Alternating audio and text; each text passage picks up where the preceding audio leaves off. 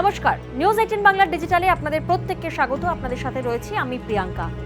এখন প্রত্যেকের মনেই একটাই প্রশ্ন উঠছে, কে হবেন বাংলাদেশের প্রধানমন্ত্রী? অন্যদিকে মুক্তি পেয়েছেন খালেদা জিয়া।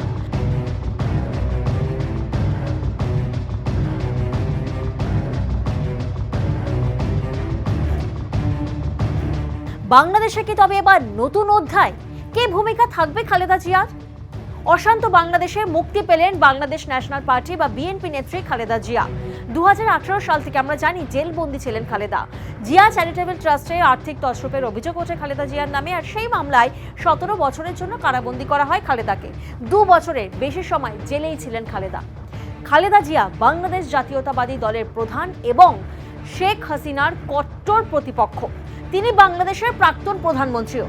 কারাদণ্ডের নির্দেশের পর গুলশানের বাড়িতে গৃহবন্দী ছিলেন খালেদা জিয়া। অসুস্থতার কারণে একাধিকবার হাসপাতালে ভর্তি হতে হয় তাঁকে। মঙ্গলবার বাড়ি ফিরলেন বাংলাদেশের খালেদা জিয়া। সোমবারই খালেদাকে মুক্তি ঘোষণা করেন বাংলাদেশের রাষ্ট্রপতি এবং মঙ্গলবার হাসপাতাল থেকে বাড়ি ফেরেন বাংলাদেশের প্রাক্তন প্রধানমন্ত্রী। 2018 সাল থেকে জেলবন্দি ছিলেন। আর কেন না, আর্থিক তছরূপের অভিযোগ উঠেছিল খালেদা জিয়ার নামে। সেই মামলায় 17 বছরের জন্য কারাবন্দীও করা হয় খালেদাকে। বাংলাদেশে আমরা জানি যে সংরক্ষণ বিরোধী যে আন্দোলন শুরু হয়েছিল, সেই আন্দোলনের আগুনে আপাতত পুড়ছে সেই দেশ। শেখ হাসিনা প্রধানমন্ত্রী পদ ছেড়ে ভারতে আসেন, আর এরপরই বেগম খালেদার মুক্তি নিয়ে জল্পনা শুরু হয়েছিল। বাংলাদেশের রাষ্ট্রপতি মোহাম্মদ সাউদ্দিন সাক্ষাৎ করেন সে দেশের সেনাপ্রধান ওয়াকারুজ্জামানের সঙ্গে, আর এরপরেই ঘোষণা করা হয় খালেদা জিয়া মুক্তি পাচ্ছেন। সেই মতোই এদিন মুক্তি পান তিনি। সংবাদ সংস্থা এপিকে বিএনপির মুখপাত্র AKM ওয়াহিদুজ্জামান তিনি জানান, তিনি এখন মুক্ত, অর্থাৎ তিনি বাড়ি ফিরেছেন।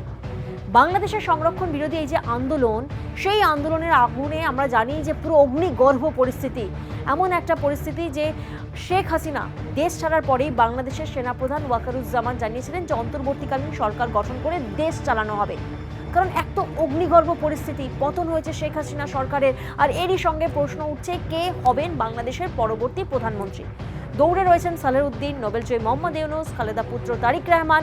প্রতিবেশী দেশের এই পরিস্থিতিতে ভারতের জন্য কতটা চিন্তার, সেই প্রশ্নও তো সামনে আসছে। সেক্ষেত্রে জেল থেকে মুক্তির পর সরকার গঠনে প্রাক্তন প্রধানমন্ত্রী খালেদা জিয়ার কি ভূমিকা থাকে, আপাতত সেদিকেই নজর রাজনৈতিক মহলের।